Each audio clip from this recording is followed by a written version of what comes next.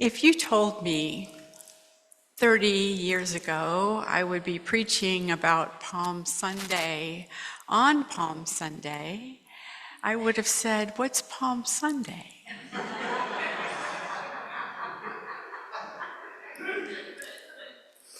Now, truthfully, I did have a vague idea.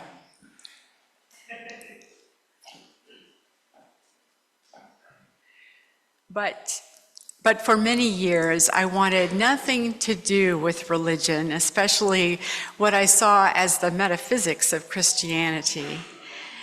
As a young adult, I steered clear of church for a long time, assuming it was a place to be parted from reality with stories of miracles, walking on water, and an empty tomb.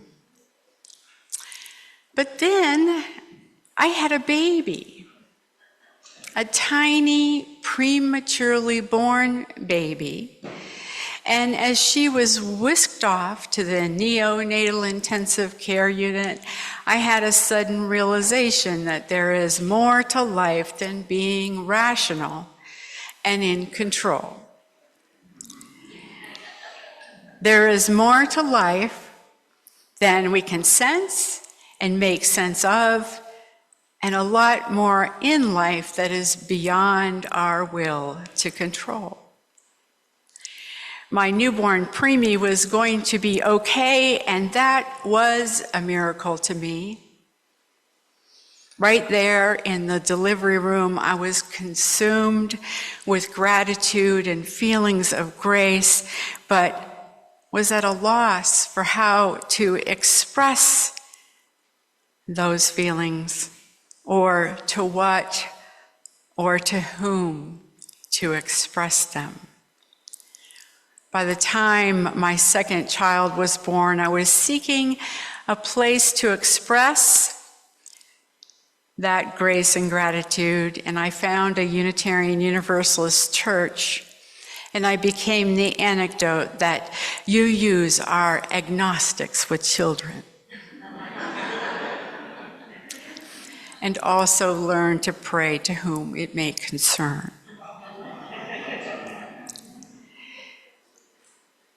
But that's okay. A prayer is a prayer, and prayer doesn't change things, it changes us.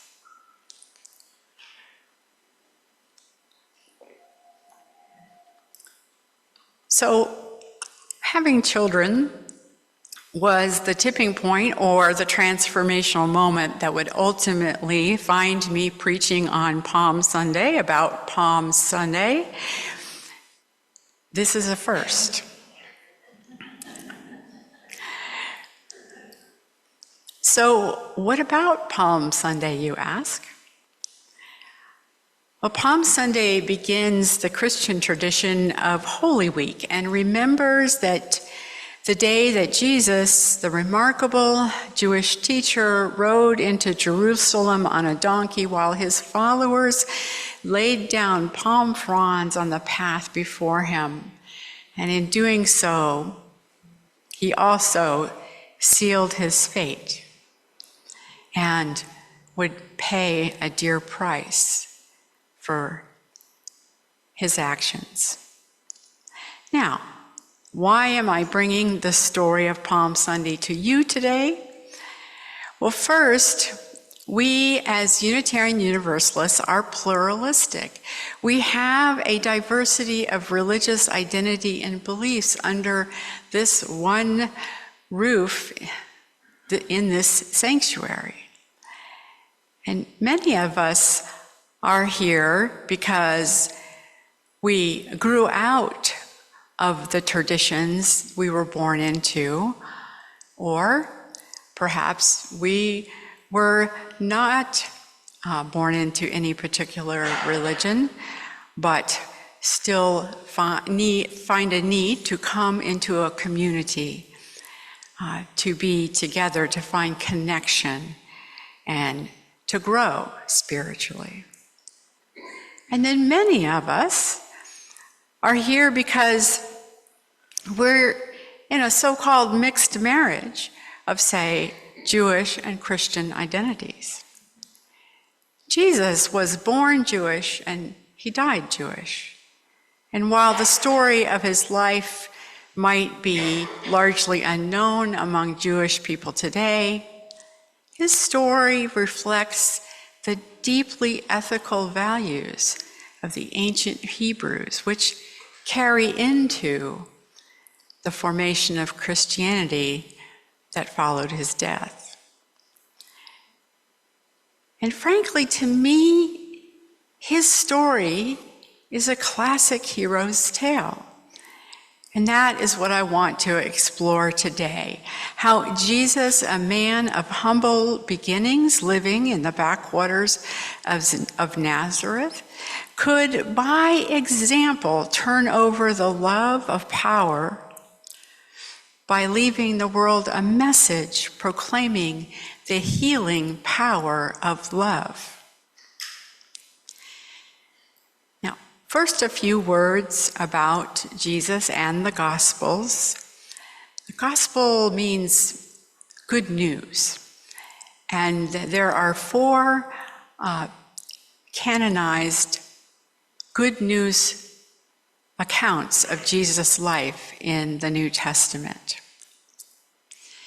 And while there are these accounts, plus accounts that are extra biblical, there is precious little evidence that Jesus ever lived anywhere in Judea 2,000 years ago. In fact, in 1985, 150 biblical scholars worked together as something known as the Jesus Seminar. You may have heard of it. And they worked to find the historicity of the deeds and the words of Jesus. And some 20 years later, they added nothing of significance to support any extant documentation or reference to his existence. That doesn't mean that he did not exist, but just that we rationalists want to know, right? We want to know.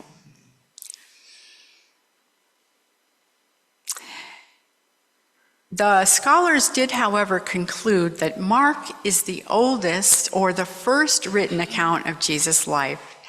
And whether Jesus was a person or a mythical figure, 3 other gospels or accounts of Jesus are synoptic, or they have common elements in their accounts.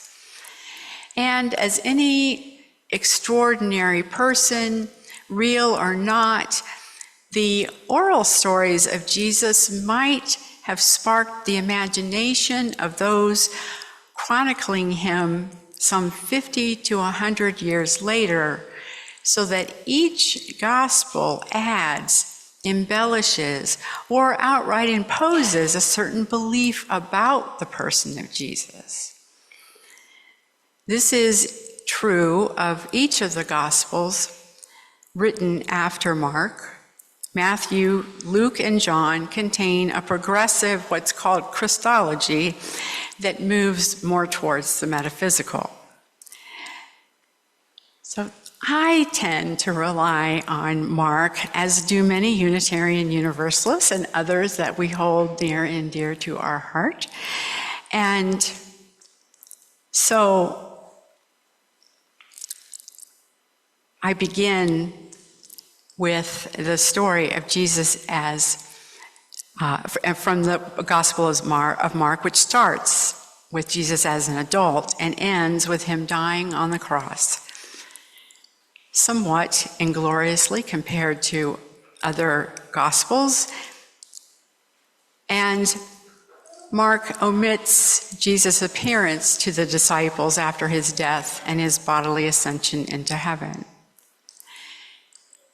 So now we come to the 11th chapter of the Gospel of Mark, which describes Jesus' entry into the gates of Jerusalem, which this day celebrates or holds up or remembers. It's a short, simple narrative in which Jesus and the disciples are approaching Jerusalem, Jesus sends two of his disciples to a nearby village to find a donkey colt. Now, this is a foal, or a young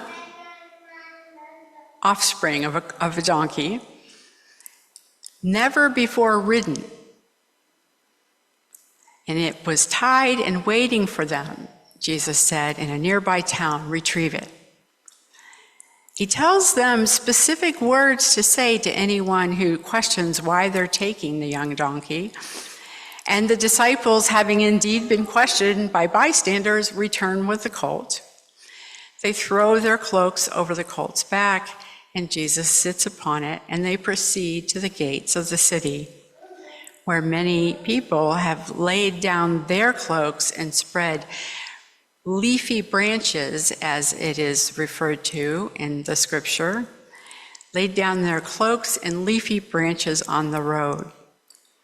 And the people were shouting, "Hosanna," a form of praising God. They shouted, "Blessed is the one who comes in the name of the Lord."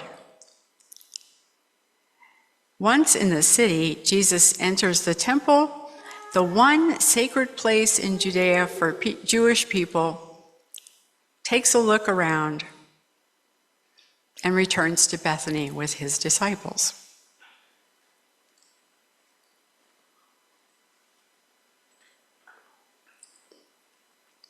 Now, as some of you may know,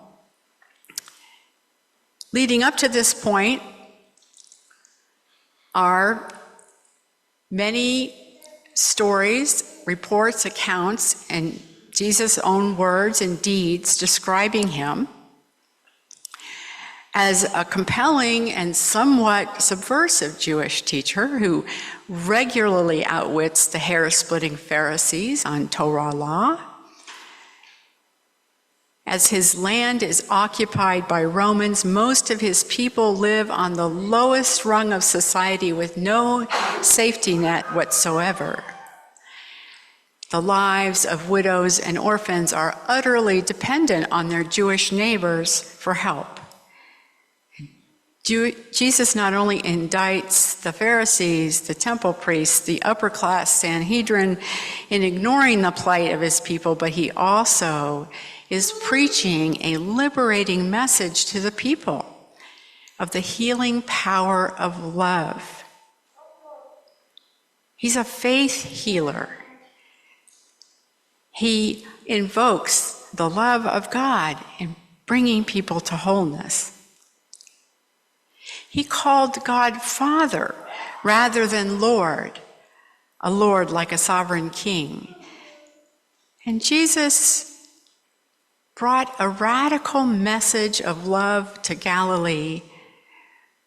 But how does he take his message to the seat of power, where the love of power resists the change he is deeply convinced of, he is deeply committed to?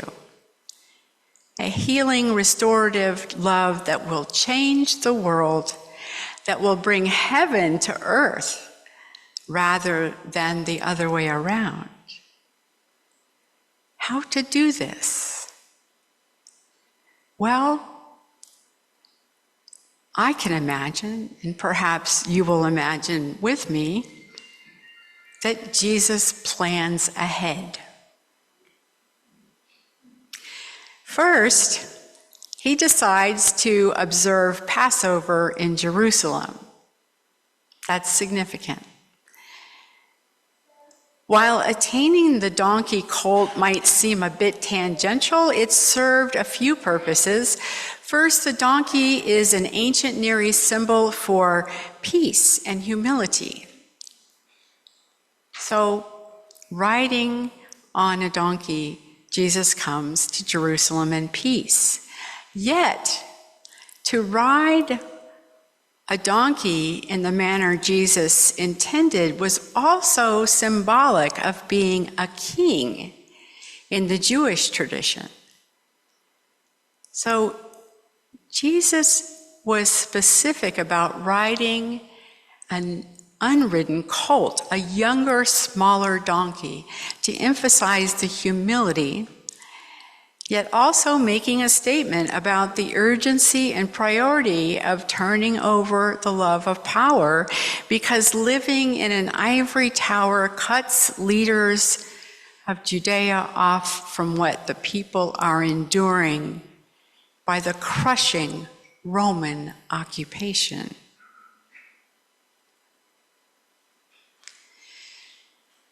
Further, riding the colt into Jerusalem fulfilled the prophecy of Zechariah, predicting a king, a saving king, maybe a hero king, maybe a king that would create a community for people in which all can thrive. This saving king would come riding on a donkey. That comes directly from the Old Testament or the Hebrew Scriptures. Then who knows whether Jesus arranged for his people to show up with palm fronds? A symbol in that time and place of peace, victory, and eternal life. And who knows if he arranged for them to shout Hosanna, which means save. Hosanna, blessed is the one who comes in the name of the Lord, which is also from Psalm 118. And who knows if he knew that even though he could not desist in his effort to speak truth to power, that he would pay for it with his life. He nonetheless persisted, and the next day he entered the temple, chasing out the money changers, the vendors, a symbolic cleansing of the temple, cleansing the temple of corrupting commerce and trade. Because while commerce and trade is okay, it's not okay to do it within the walls of the temple.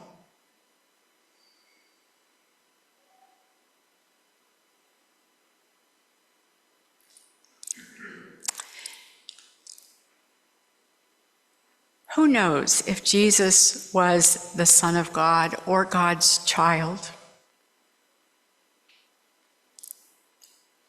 For many, the notion of Jesus as the Son of God is an important one. And I don't intend to disparage it. But the story means so much more to me as a hero's story. A hero's story of transforming love. And whether or not a man named Jesus ever lived in Judea 2,000 years ago, his saving message of love is why this story, the why of Palm Sunday,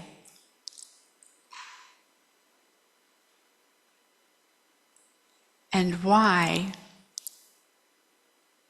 we are called to aspire to that kind of love.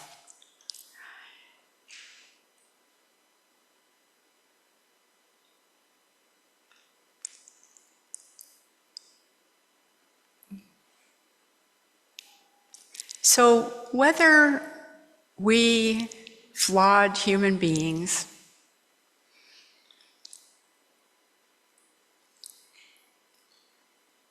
are capable of not only experiencing that kind of love and putting it out into the world, but at the same time having a way or a style or a message that we are so deeply convinced of, convicted of. We know it in our bones. Whether we know that kind of love and can give it out into the world, I don't think that most of us, regardless of our belief, regardless of being ordained, regardless of really how powerful we are in the world. Jesus, as the exemplar he was, and his ability to leave this message of transforming love with us is what is important for me. And I think for Unitarians, who are the people of one God, which is what that means, we believe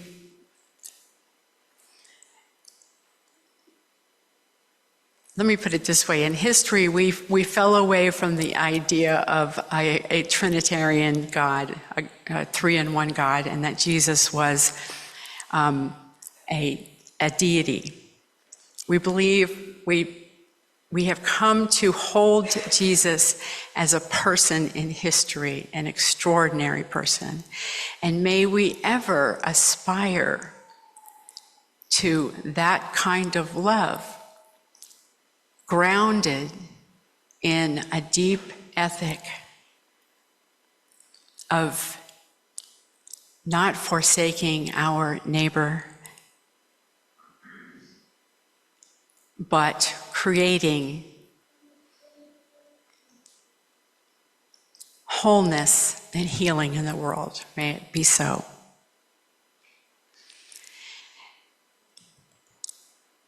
So, the hymn that I have asked for us to sing as a response to this story of a Jesus saving the world with a transforming love is Oshana Shira Oshana.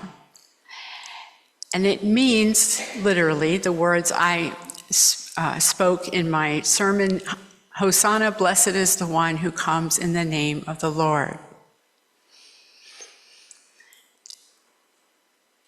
So it may seem strange to sing a hymn in Hebrew in memory of Jesus, but remember that this celebrates Jesus as a Jewish teacher,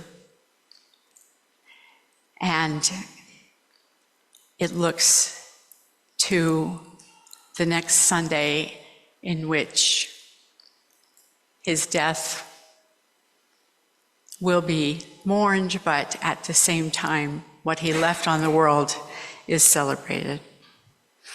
So let's rise. And if you go to the next slide, those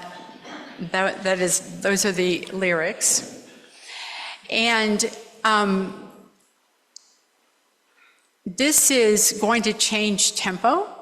So what we're going to do is we're going to listen to Brenda and her accompaniment, and we're going to pay close attention to the choir who have practiced this, and do your best to follow along and sing out. Oshana Shira Oshana.